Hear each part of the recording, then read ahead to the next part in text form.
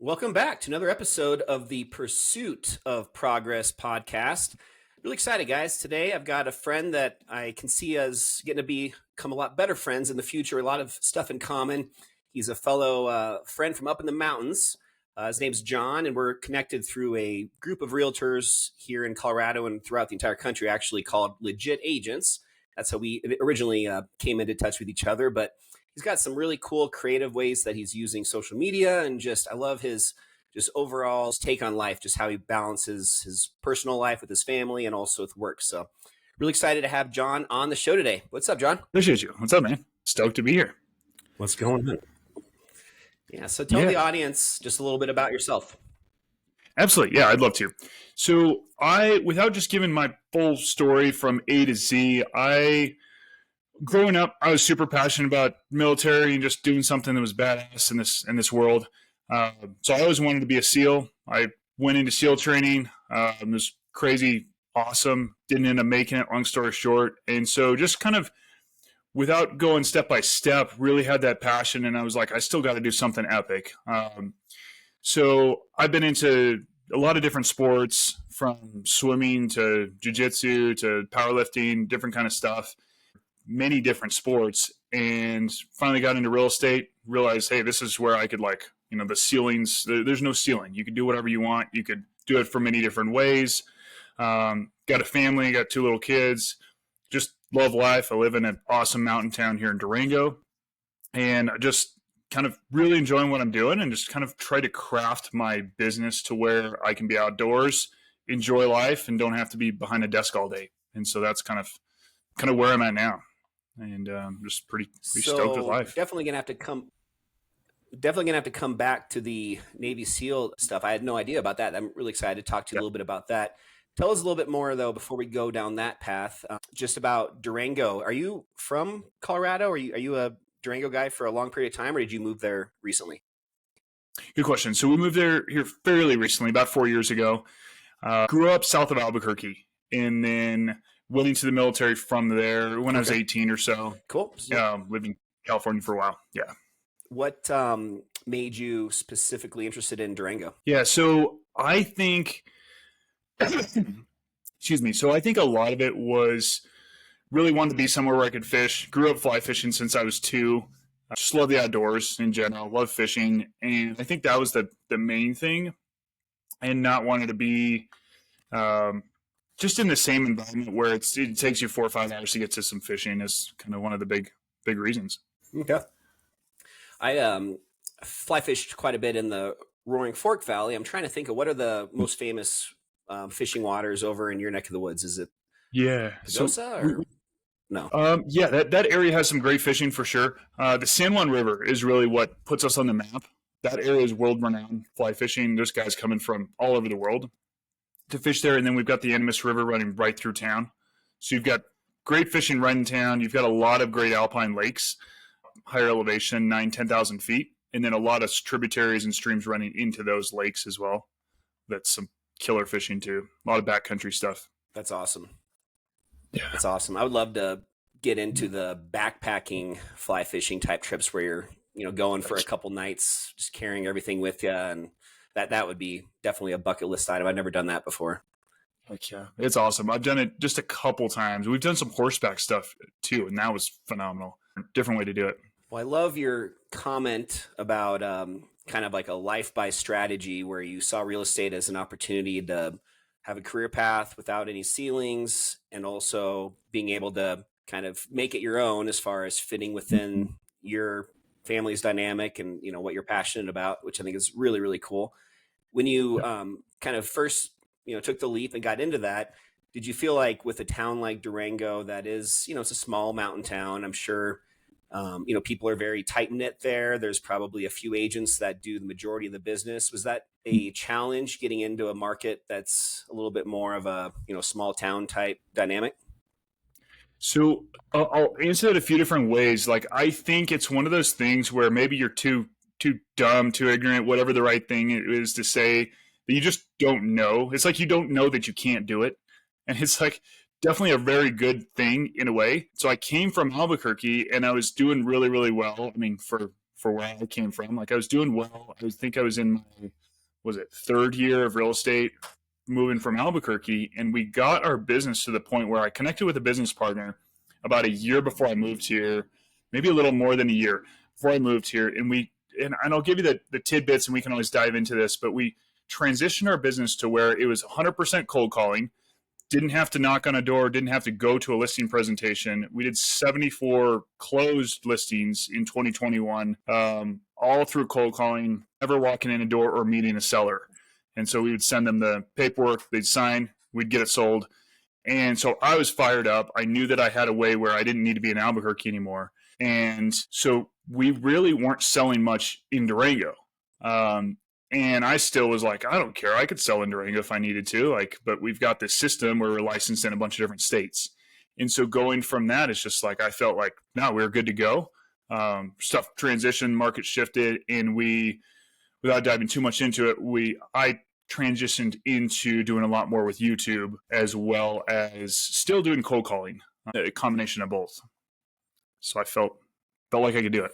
Yeah. So whether it be our audience that happens to also be in real estate or really any sort of a sales job, I'd like just to get your kind of expert opinion on, and I'm kind of being a little bit kind of using this question really to just answer it for my own personal reasons, because cold calling is one of those things that I have really struggled with. I had a job after college that was door-to-door sales that scarred me for life when it comes to the certain aspects of the sales process. So I would love just to get your kind of just insight on if that came naturally to you, and also just like maybe some tips on how you handle rejection and just your mindset going into those periods of the day when maybe you're kind of, allocating an hour during your day to do cold call, and like how you kind of work through that whole strategy. Sure. I'd love to address that. I mean, I just love talking about this in general because it's one of those things where I feel like I got to the point. Well, I'll start with your first question. Like, how hard was it? Like, getting into it? Was it natural? Like, 100%, it was not natural at all. So I just knew I needed to figure something out to make real estate work. And I'm like, hey, this guy's teaching this thing on Facebook. He's doing an hour call I think it was every single morning. And he was just teaching us for free. And I was like, I'm just going to learn and show up and figure this thing out. I was the absolute worst. Like, he would put me on the spot and let's try to figure out, let's do role play with you. And I'm like, hi, I'm Jon. And what are you doing? I mean, it was horrific. And my tone of voice and my confidence. So the number one thing, if I was to give like a quick tip out of what I learned, is when I got my confidence up, it was a game changer. It went from 10 objections to 0 to 1. And that was the big game changer. And the other thing was tonality. But like, tone comes with confidence. When you're super confident, you can have that deeper tone and that confident tone.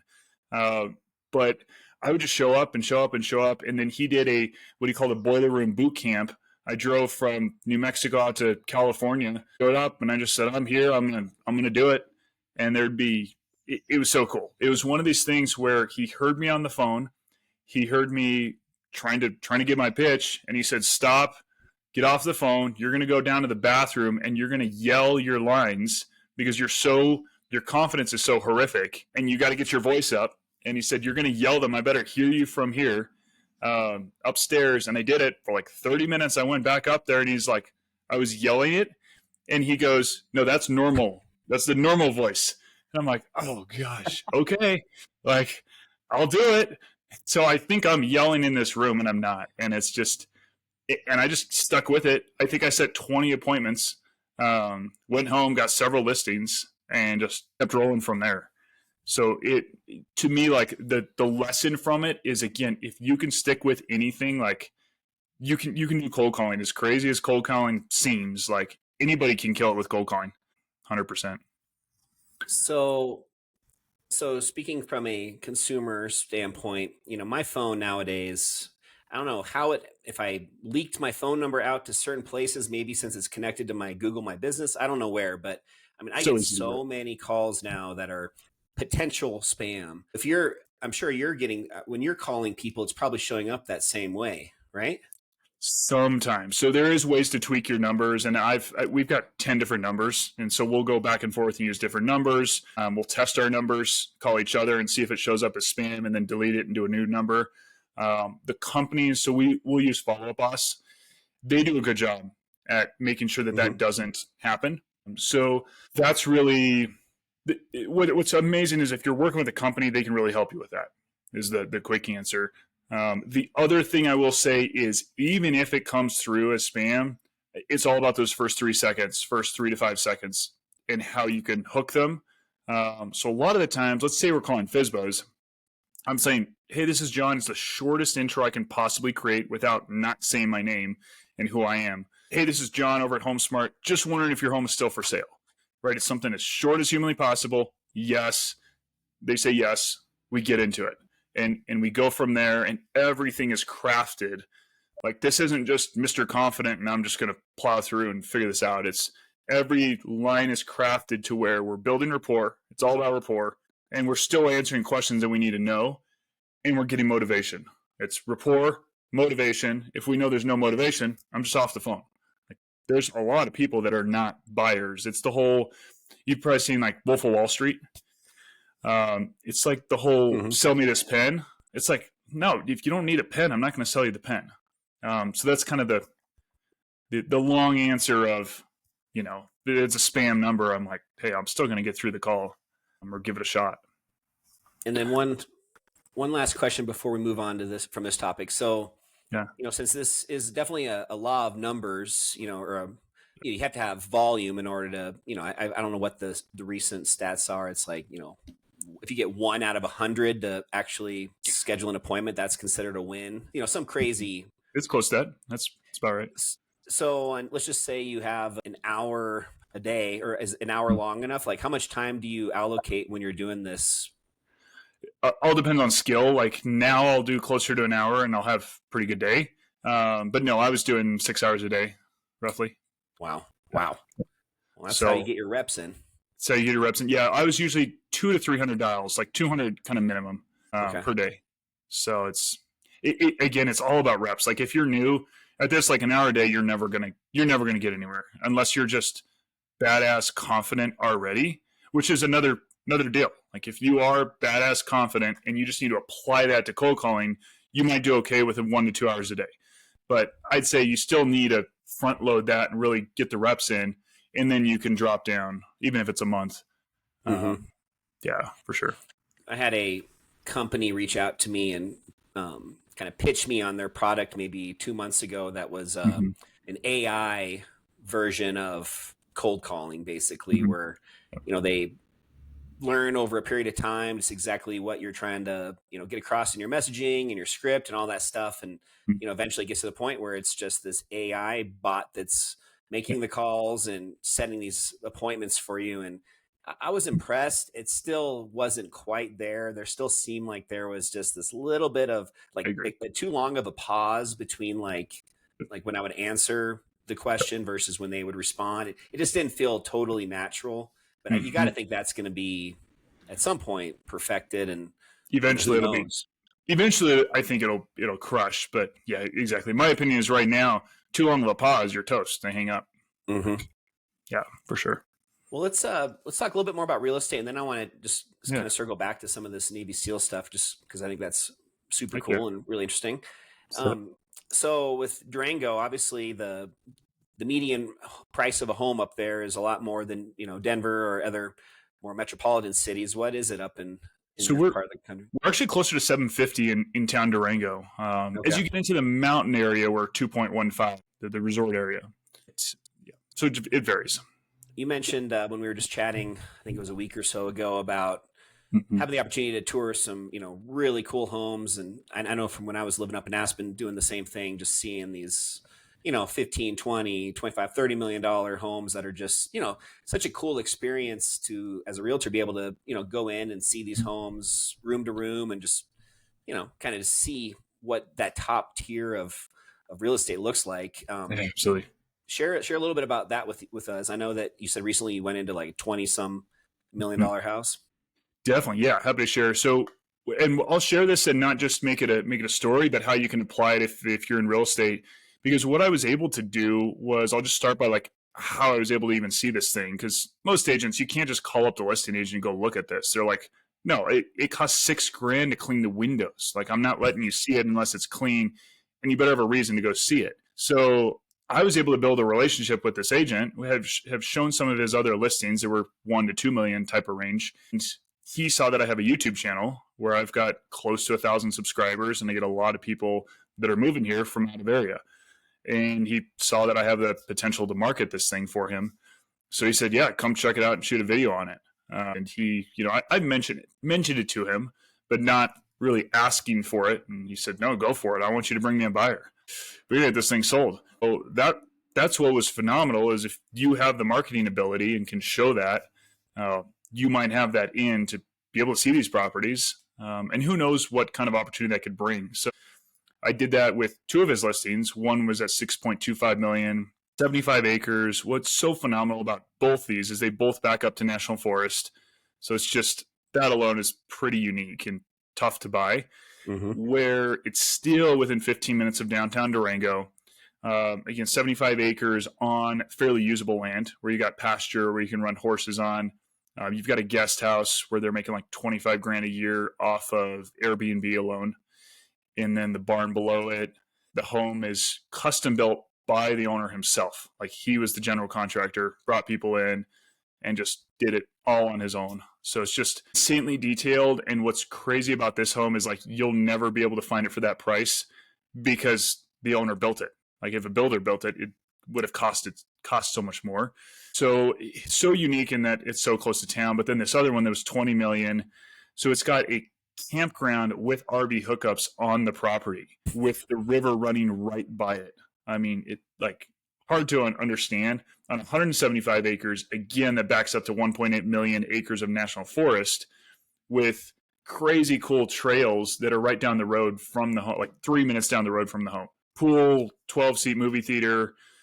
The great room is the size of people's homes. Like, the dining room is the size of an apartment. Like, it's just kind of crazy. 3-story elevator.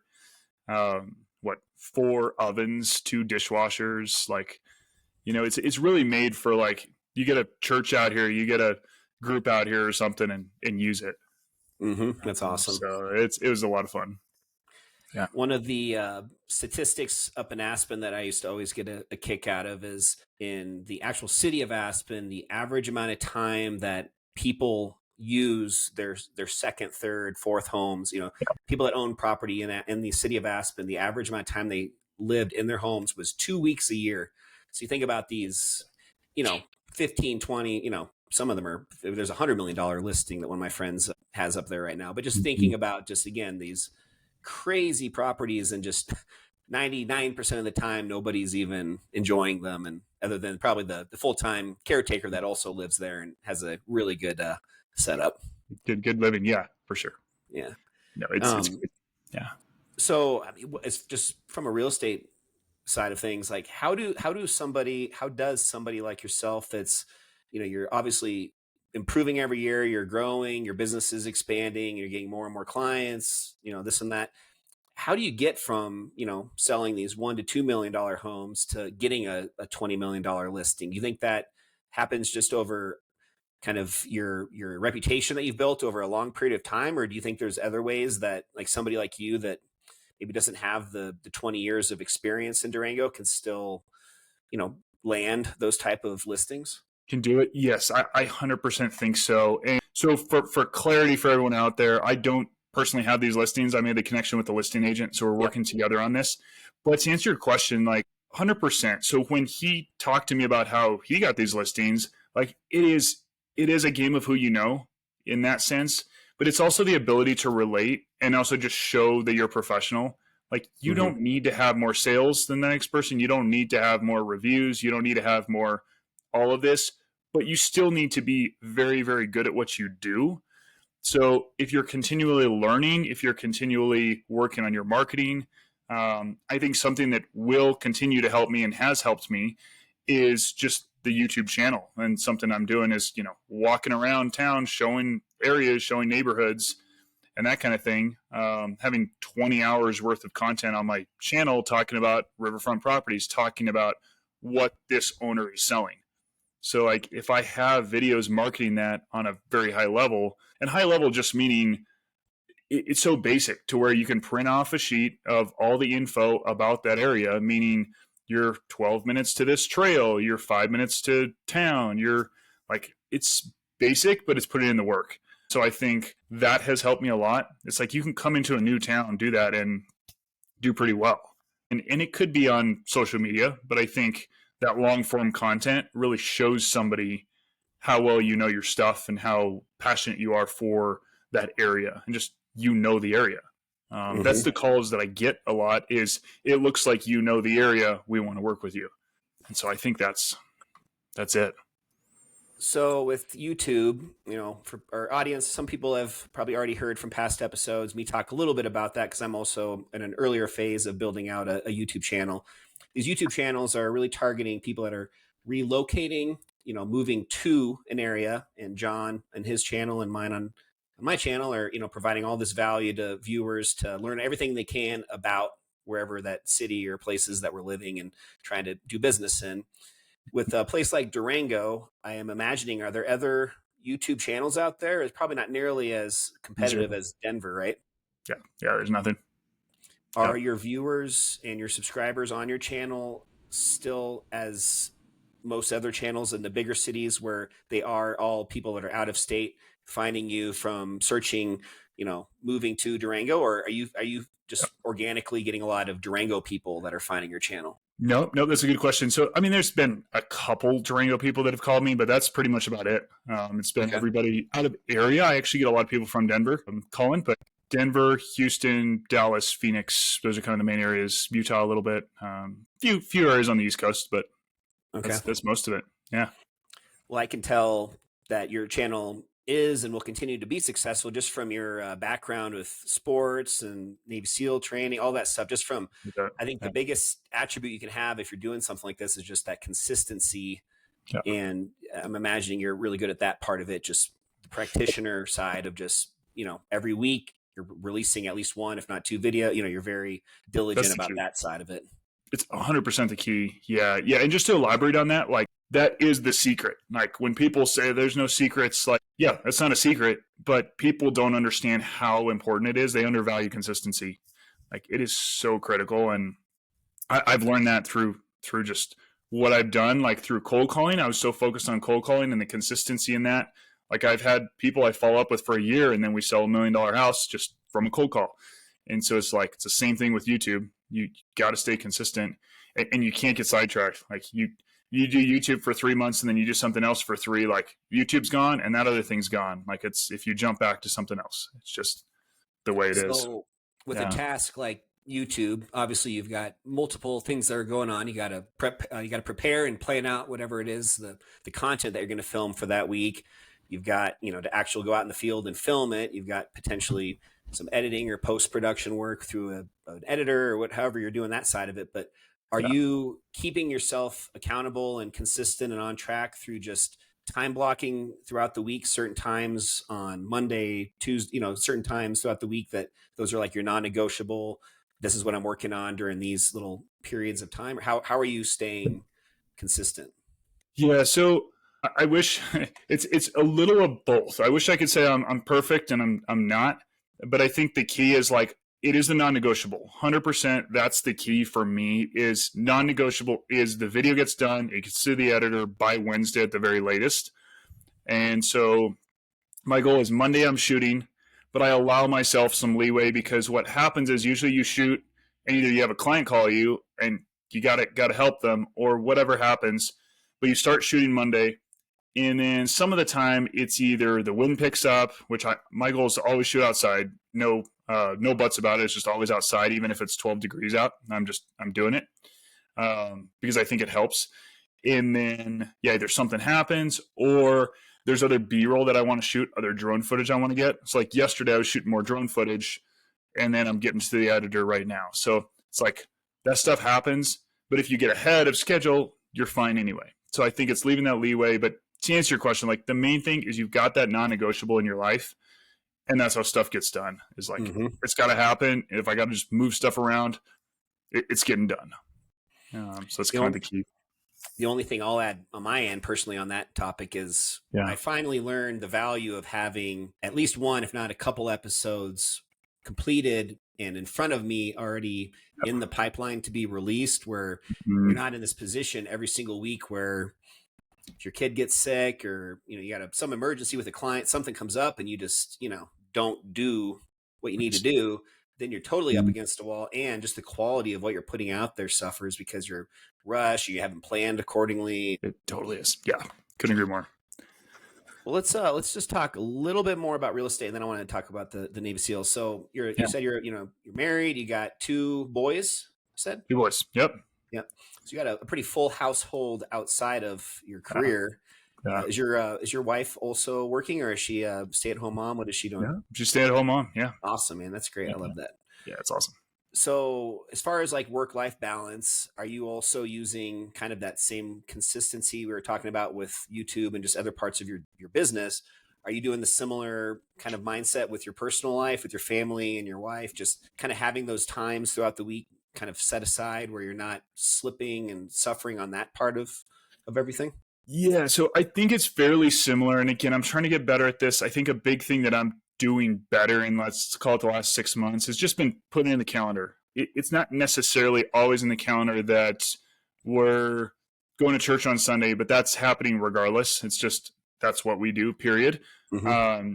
And so things like, trying to think of a good example, like something comes up where we're doing a dinner Friday night or something. As long as it's in the calendar, it's happening, it's there, and other stuff's not going around it.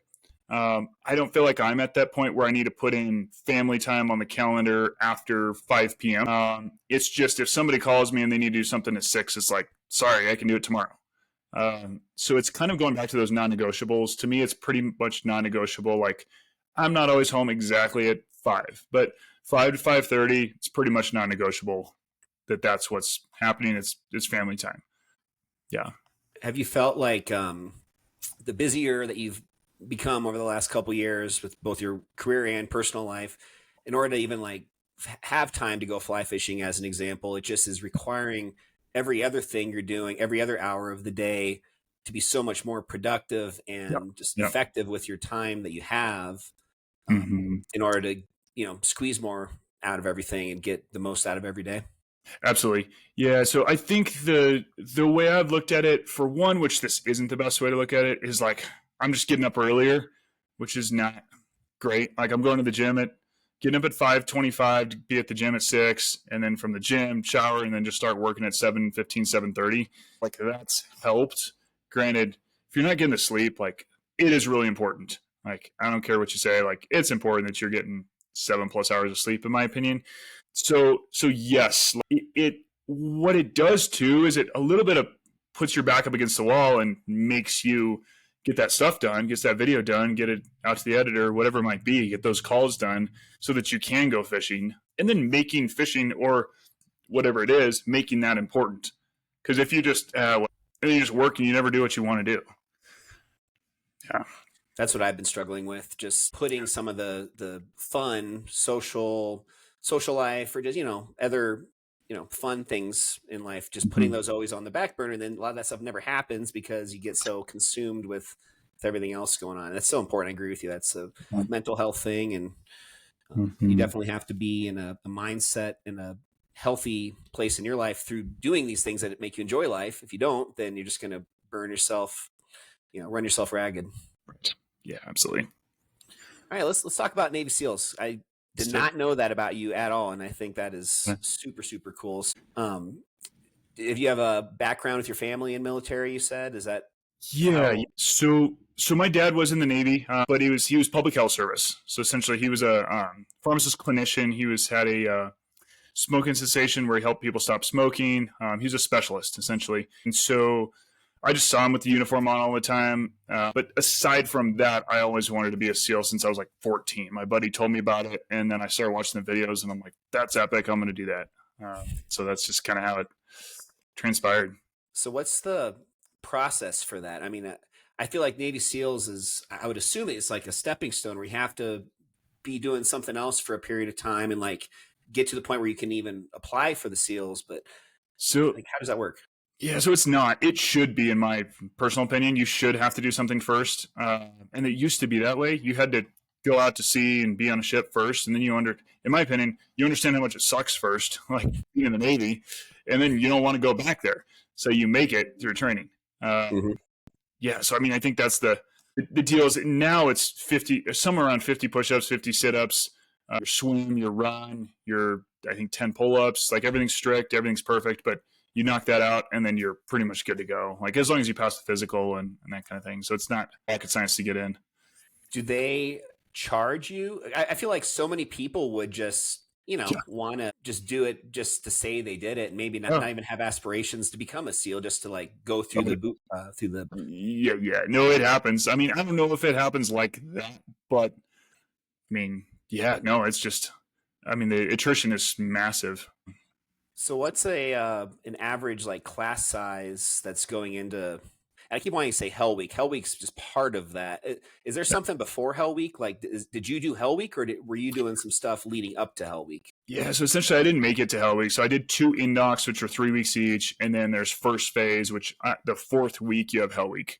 So I made it through the first week of first phase, or almost the first week of first phase, and it kind of fell apart from there. Yeah. So when you say fell apart, is that are those earlier stages also similar to Hell Week, where it's kind of like up to you to ring the bell and get out, or is You it's the can same? like it's not nearly as tough. Essentially, it's more teaching you how to do log PT versus yelling at you while you're doing log PT. I mean, it's still Okay. tough, but yeah. So Um, share a story with us. Like, what was like maybe some of the most challenging stuff that you went through during that? Like, what was just like a memory that was just like for insane? sure. I'm kicking myself, Adam, but my battery's about to die. I'm just gonna Okay. plug in real quick. I apologize. It's not thinking, dude. I literally don't have my plug or my cord. Like left it at the coffee shop. Crap. Crap. That sucks. You want to keep trying to jam? Yeah. You want me to kind of? I'll just kind of go quick. We'll just yeah, and we can always redo more. I apologize. Yeah. All good. Um, cool. If you want to just ask that question. Yeah. So just I'd love to just hear about like a certain story from during this Navy SEAL experience you had, like just something that was just crazy that you thought was like either very very difficult or just something that maybe we don't know about.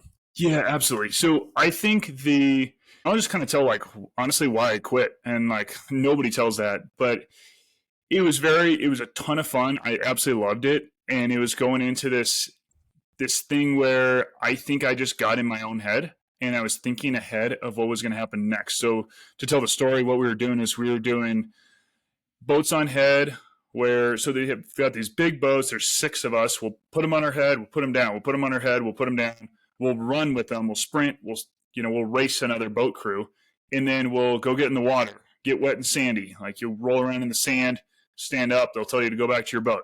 Then you'll do push-ups. Then you'll do squats. And so it's just this, and this is at night. Free, like it's not super cold, but it's in the 60s or something while you're soaking wet.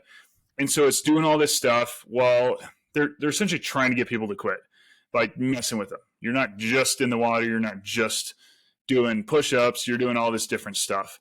And then we were doing what they call is where we link arms. We walk back into the water, and they just keep going back and back and back. And we're like, great, we're gonna drown. Like we were up to our chest in water, and then they go under, and we're like, great. Now we're like pushing each other up to try to get out of the water to try to breathe.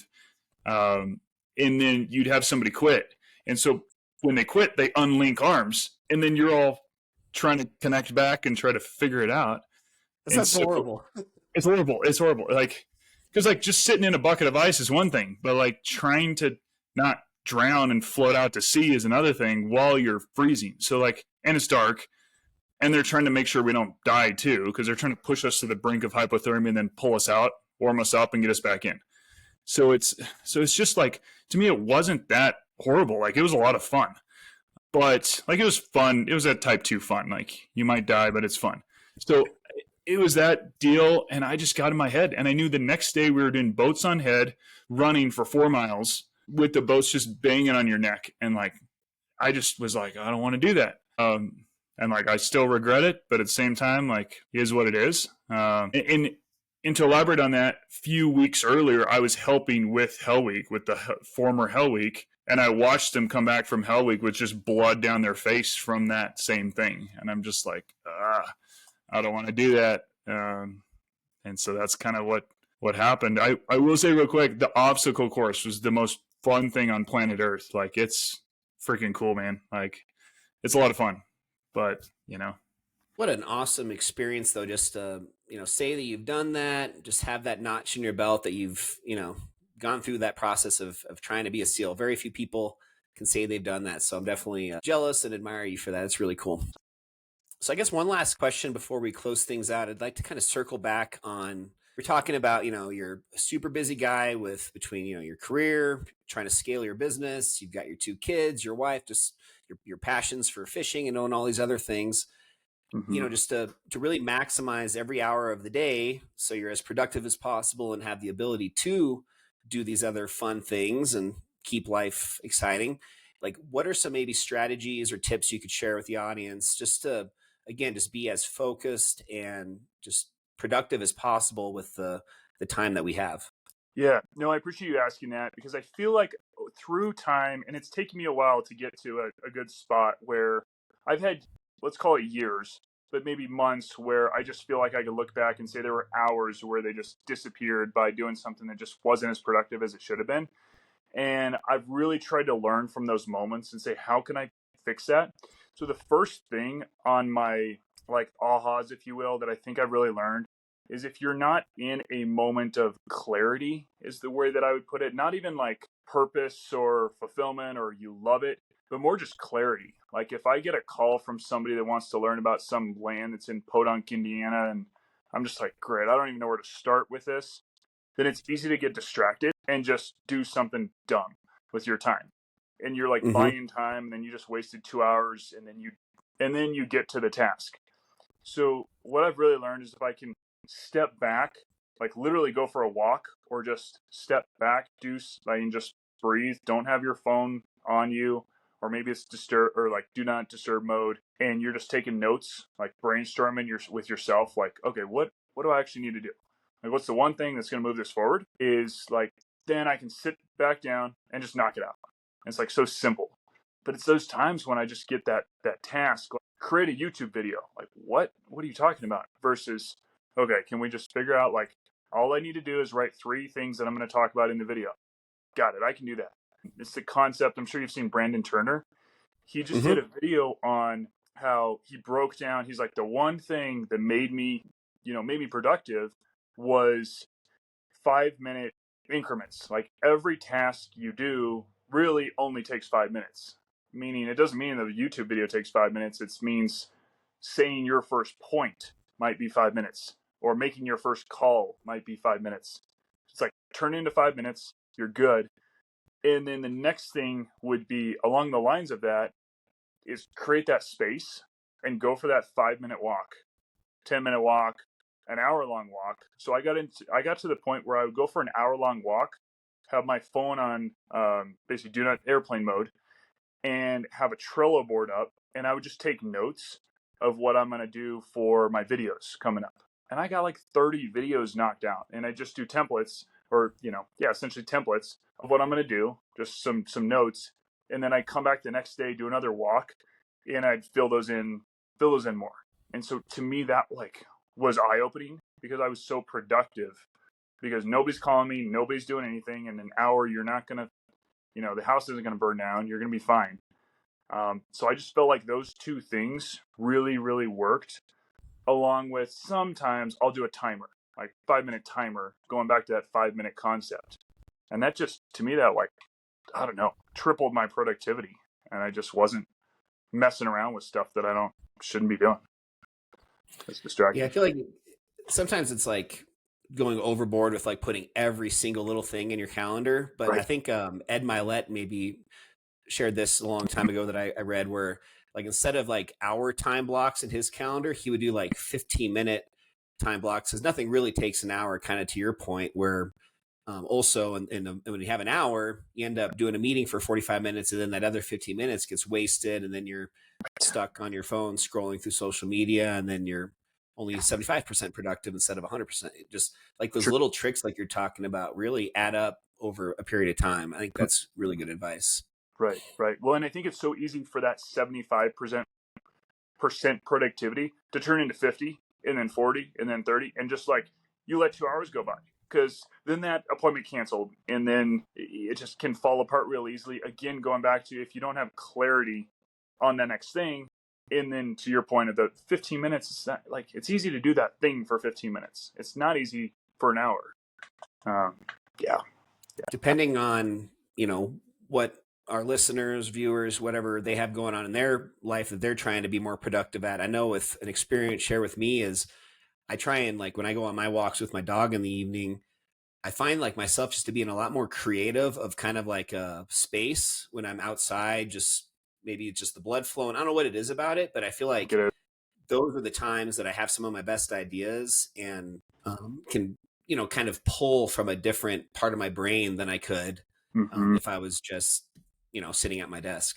Right, right. No, and I think that's part of it. I think blood flow is a big thing. Just being outside, fresh air. I think a lot of that really matters. Mm-hmm. Love that. Yeah. Cool, man. Well, John, I think we had a really good chat today, buddy. More than anything, I was just excited just to get to know a little bit more about you. Obviously, found out some really cool stuff, including that stuff with the Navy SEALs. I would love to, do another episode later this summer and just kind of dive deeper into that whole experience and maybe some other Good. takeaways that you had from that, because I think that's just one of those things that so many people are. I don't know, probably credit that to David Goggins, but just so many people are interested now in the Navy SEALs and just what the grit and determination it takes to get through something like that.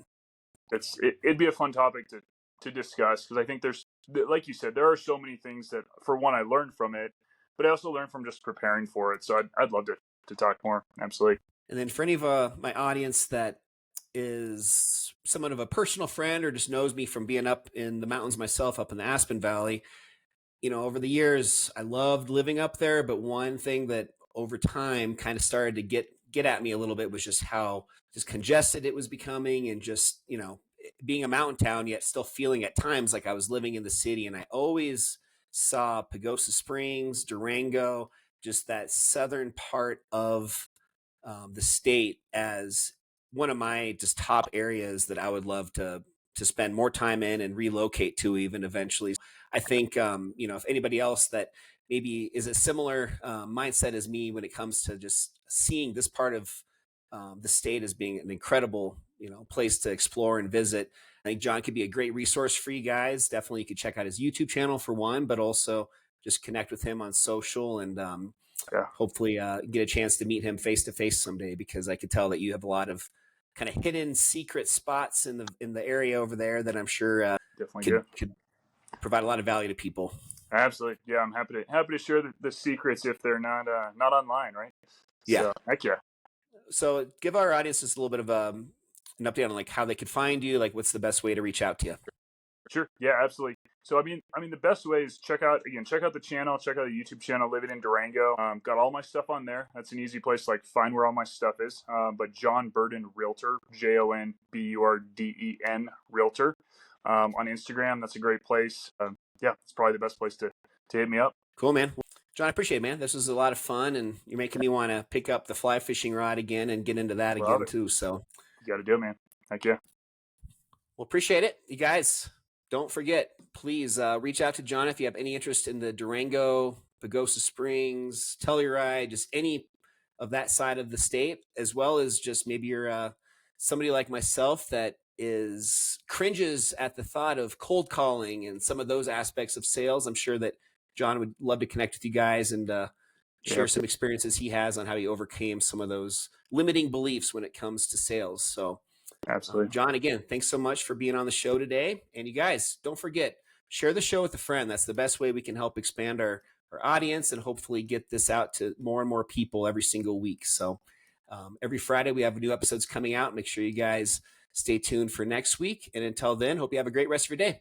Thanks for listening and watching the Pursuit of Progress podcast. Catch you next time.